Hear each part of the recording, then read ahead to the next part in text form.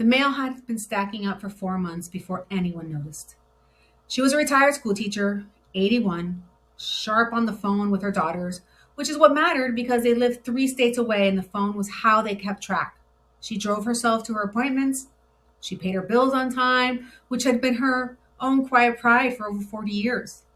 Then, her daughter flew in for a long weekend in February and found 3 unopened bank statements, a power bill marked final notice, and a Christmas card from her sister that had never been opened. Because by the time it arrived, her mother had quietly stopped opening things. Nothing was on fire. That isn't what made it so disconcerting.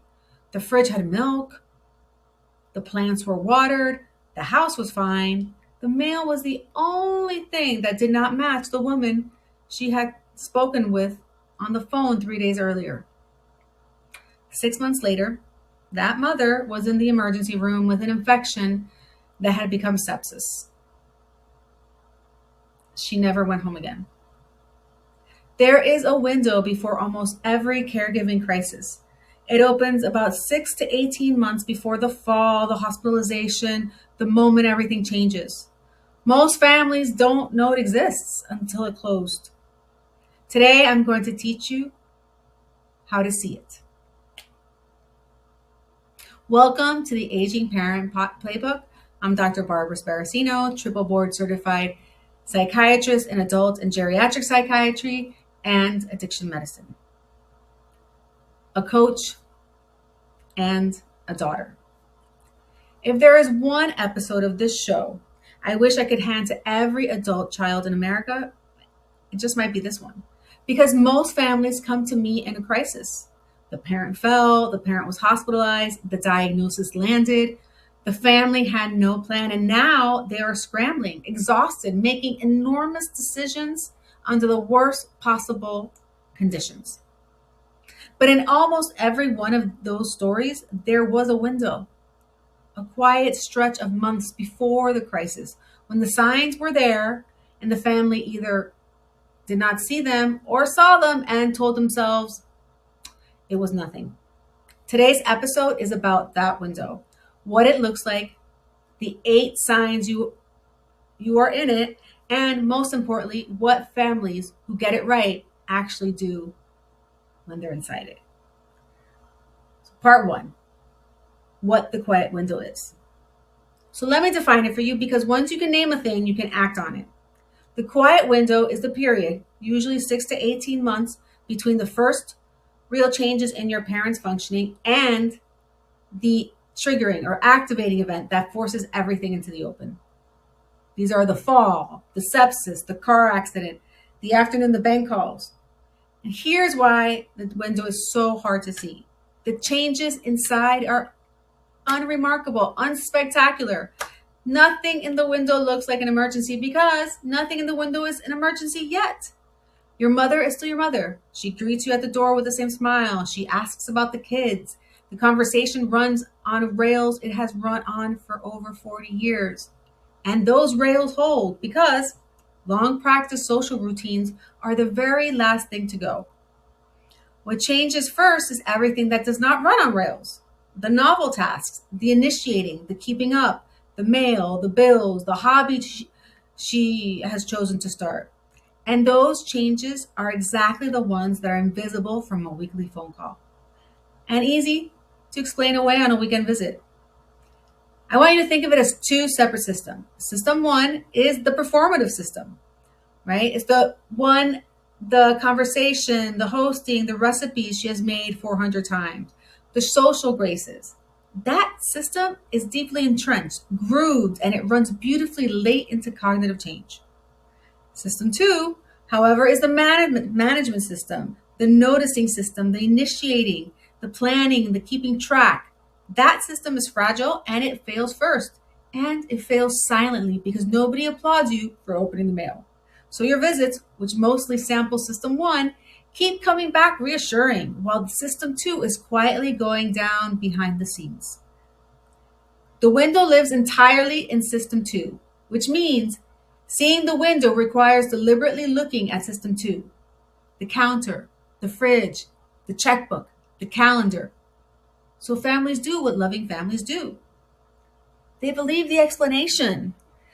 The holidays threw her off. He has always hated paperwork. Everyone forgets a word sometimes. And each explanation is plausible, except 18 months of plausible explanations later, they are standing in a hospital hallway. I am not telling you this to frighten you. I am telling you this because the window is also the opportunity. The families who act inside it have time, options, and a parent who can still participate in every decision. The families who miss it have none of those things. Same love, different timing. So, part two, the 8 signs you are in the window. Here are the 8 signs. As I go through them, please do not panic match your parent to the list. One sign once means very little. What you are listening for is a pattern and change from baseline. 3 or more of these persisting over about 3 months, and you should assume you are in the window. Sign 1, mail is piling up. Unopened envelopes are one of the most reliable early markers I know because opening mail requires initiating, deciding, and acting every single day. When that quiet system breaks down, it shows up on the kitchen counter. Sign 2, bills paid late or paid twice, especially in a parent who is always very precise about money. You are not looking for poverty. You're looking for a change in a 40-year pattern. Sign 3, they stop doing the one thing they used to enjoy. The garden goes a little wild. The book club gets skipped. The golf club stays in the garage. Nobody announces a decision. The thing just quietly stops because initiating it became harder than just not doing it. Sign 4, forgetting words mid sentences. New word finding difficulty. Circling around an ordinary word. The thing, the thing you start with. Occasional in all of us. A new pattern in your parent is data. Sign 5, repeating questions they just asked. Not retelling an old story. We all do that. Asking the same question twice in like 10 minutes without any awareness of the repeat. Sign 6, expired food in the fridge. Shopping happens because shopping is routine. But tracking what's in the fridge, rotating it, noticing what has turned, that's executive function, and the fridge tells on it. Sign 7, new dents on the car that nobody can explain. Small ones, mailbox height, parking lot height, right? Driving is one of the most cognitively demanding things your parent does. And the bumper often knows before the family does. Sign 8, the calls change. Your parent calls you more often, sometimes about the same things, or less often because initiating the call got harder. The direction matters less than the difference. You are always comparing against their baseline, not against some random standard. 3 or more, 3 months, different from baseline. That is the screening test. Look, this is not diagnostic. It is a signal that the window is open and the clock inside is running. And just as important, what does not count? Let me protect you from the other failure mode because I do not want you turning your 75-year-old mother's every misplaced word into a crisis. There is normal aging, and it has a profile, and it's not in the window. Slower recall that arrives late is normal. Your father blanks on an actor's name at dinner and texts you about it at 10 o'clock at night, triumphant. I got it. That's normal aging. The retrieval system got slower, but it still works. What is not normal is the never coming back or him not remembering that he was trying to remember. Misplacing things in reasonable places is normal. Glasses on the bookshelf, keys in the coat pocket. What's not normal is things turning up in unreasonable places. The keys in the freezer, the wallet in the pantry, or the misplacing curdling into accusation. Someone took my checkbook. Because the brain that cannot track an object will sometimes write a story about it instead. Needing more time is normal. Doing the taxes more slowly but accurately is aging. Doing them quickly and wrong or quietly handing them to someone else after 50 proud years is data. And one bad day is just a bad day. Look, it could be poor sleep, a head cold, a new medication, grief. All of these can produce a frightening afternoon in a perfectly intact brain. That is exactly why the rule has three parts: pattern, not moment, months, not days, and change from their baseline, not deviation from perfection. Your mother was never organized? The messy counter means nothing. Your mother ran a classroom of 30 children with military precision for years? The messy counter is a flare going up. Part three: why families miss the window, including smart, loving, capable families. If the signs are knowable, why do families miss them? Three reasons, and I want you to check yourself against each one honestly. Reason one: the phone hides it. Long practice conversation is preserved late into cognitive change. Your mother can sound completely intact for 20 minutes on the phone while the mail piles up behind her. If most of your contact is by phone, you are monitoring the strongest remaining system and missing all the others.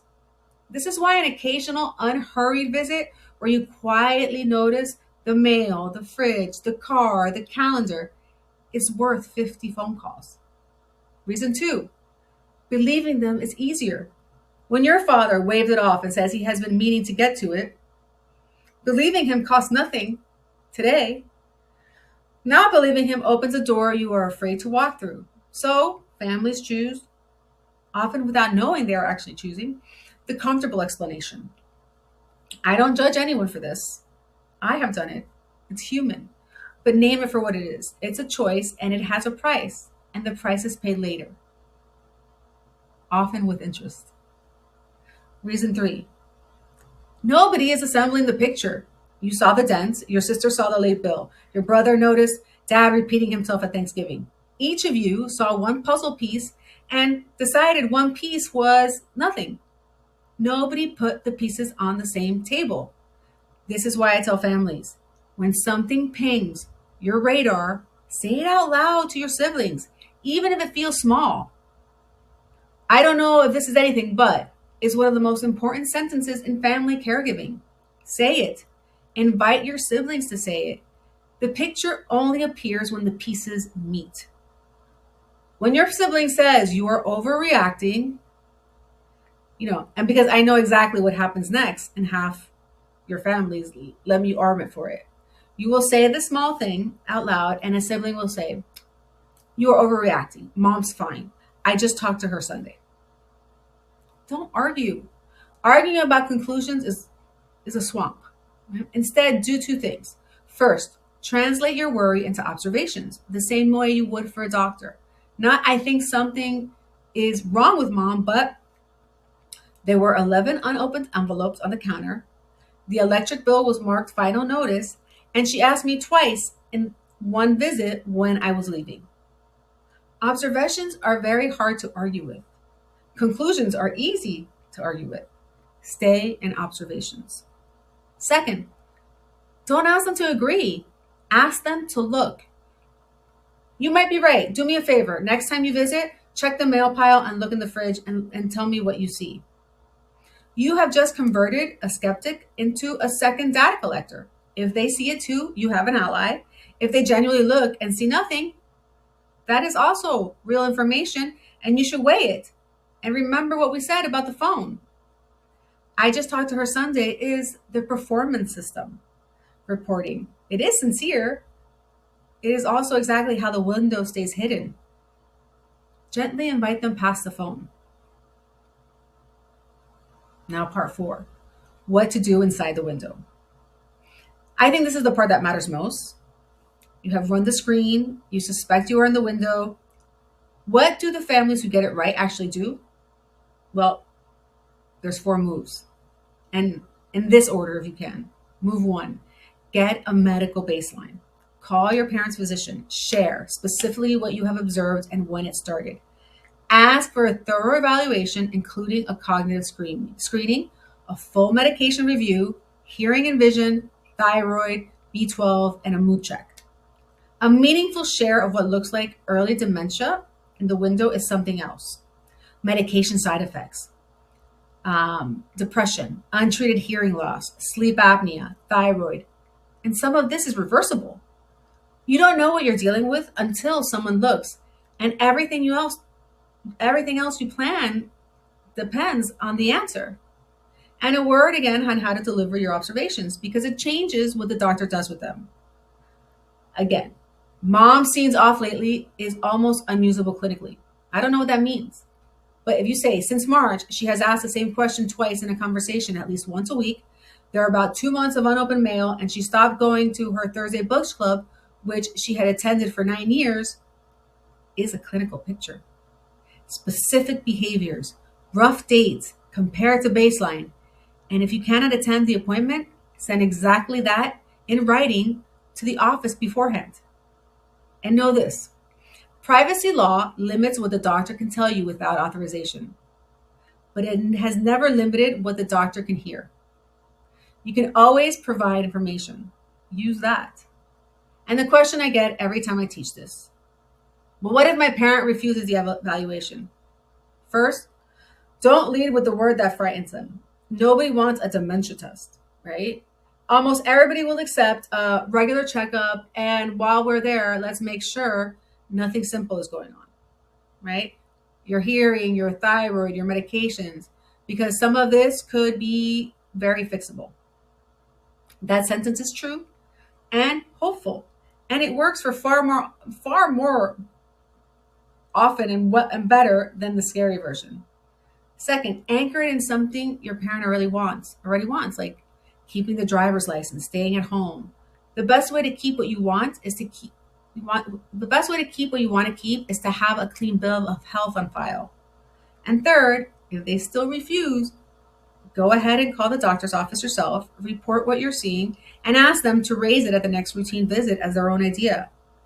We do this all the time. It is one of the quiet kindnesses of primary care, and your parent never needs to know the suggestion came from you. Move 2. Do the legal work now. If you have been with me the last few weeks, you know this one. The window is almost by definition the time when your parent still has capacity. Durable power of attorney, financial and healthcare proxy, advance directive, HIPAA authorization, while your parent can still sit across from an attorney as the author of their own decisions. Episodes 61 and 62 walk you through the conversation. If you skip them, this is your reason to go back. Move 3, align the family. One conversation. All the siblings before the crisis assigns the roles for you. Who is a point person for medical? Who handles the money? Who can give time? Who can give dollars? Who can give neither and needs to say so honestly? This conversation is awkward in the window, but it is brutal in the ICU. Pick awkward. Let me give you the shape of that meeting because align the family sounds nice and lands nowhere without an agenda, right? So 45 minutes, video call is fine, and 4 items only. Item 1, the shared picture. Everybody says what they have observed with the rule that nothing is too small to mention. This is where the puzzle pieces finally meet on one table. Item 2, what mom and dad have said they want as best everyone knows. Not what we think is best, what they have said. Item 3, the role draft.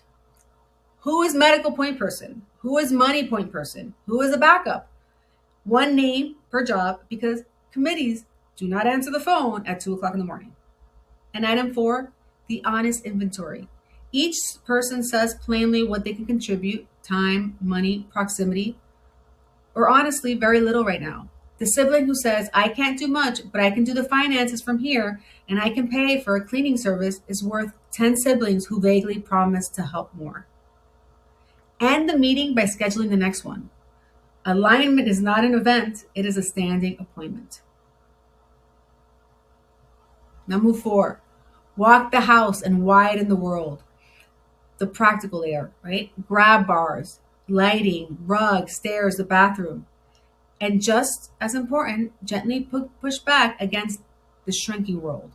Make sure they stay engaged. Drive them to the book club. Restart the standing Sunday call with grandkids. An engaged brain and a connected life are not just for quality of life, they are protective. The window is small. The window is when small supports still land as kindness instead of surrender. 4 moves: a baseline, the documents, the family meeting, the house. None of them requires a crisis. All of them require the window. And that is the whole point of seeing the window. So I want to share a bit about about the time I noticed the window in someone I love. Because I want you to hear that even with my training, even after years of teaching this exact material, the window is hard to see from inside a family. So it was my grandfather, and he was a wonderful man, a very intelligent, very educated man, a very well-spoken man. And he had been living independently.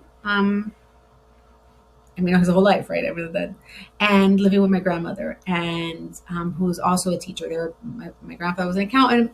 Later became a teacher when he came to this country, and my grandmother was a kindergarten teacher.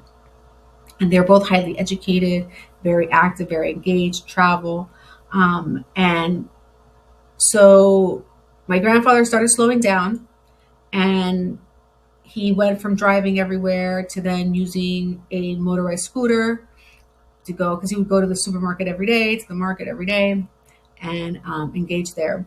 And he had a fall and whatnot, and I would visit my grandfather every weekend. My mother would go on Saturday. No, I would go on Saturday. My mother would go on Sunday. And I remember, well, at this point we had already moved him into my mom's home because he had had some decline. And at that point I had just thought it was functional, like physical decline, because he was in his 90s. And I decided to do a MOCA, the Montreal Cognitive Assessment. It's a screening exam to see how someone is doing. And it's out of a score of 30. And he scored a 15, which is moderate. And I was very shocked because like I said, I was already a geriatric psychiatrist. I was still young in my career, but I was still very well trained and very well informed. And yet I hadn't really seen it with my own grandfather. And it was so different when it's your own loved one. And it's really important to be able to recognize that, because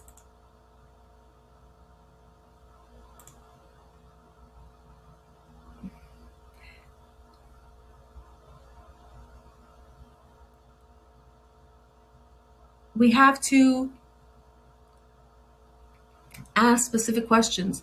We have to look at specific things.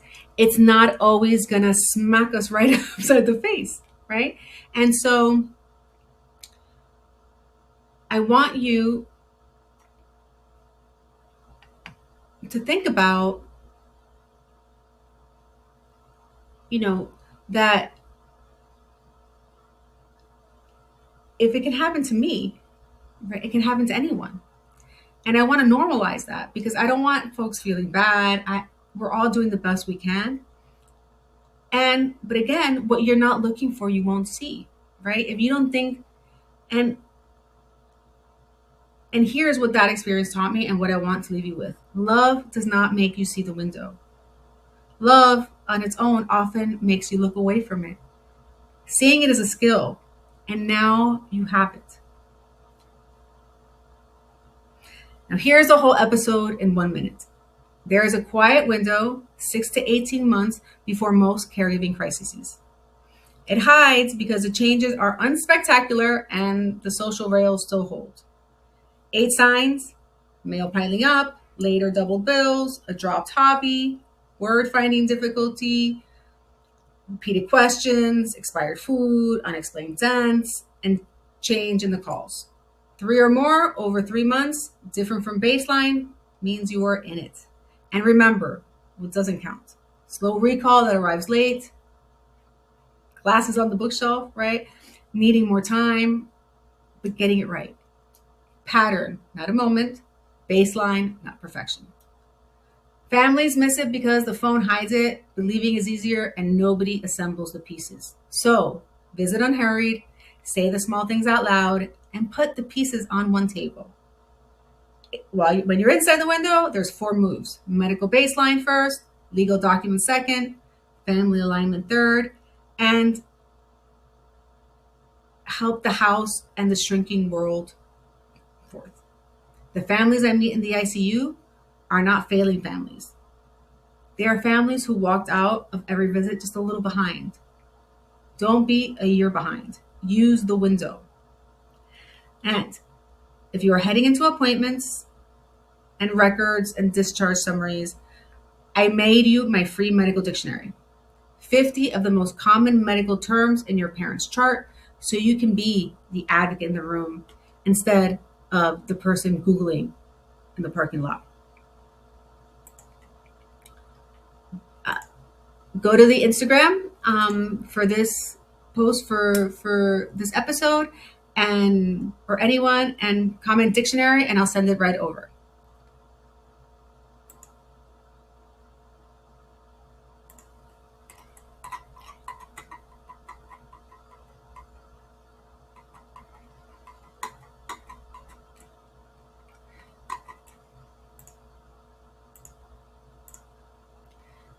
Next week, we pivot to you, the caregiver. The episode is called The 10-Minute Pity Party and Why You're Not Allowed More. I am a psychiatrist and I'm going to tell you to feel sorry for yourself on purpose with a timer. It is one of the most useful frameworks I have ever used in my practice, and it might be the permission slip you have been waiting for. Until then, take care of your parent and take care of you. I'll see you next week.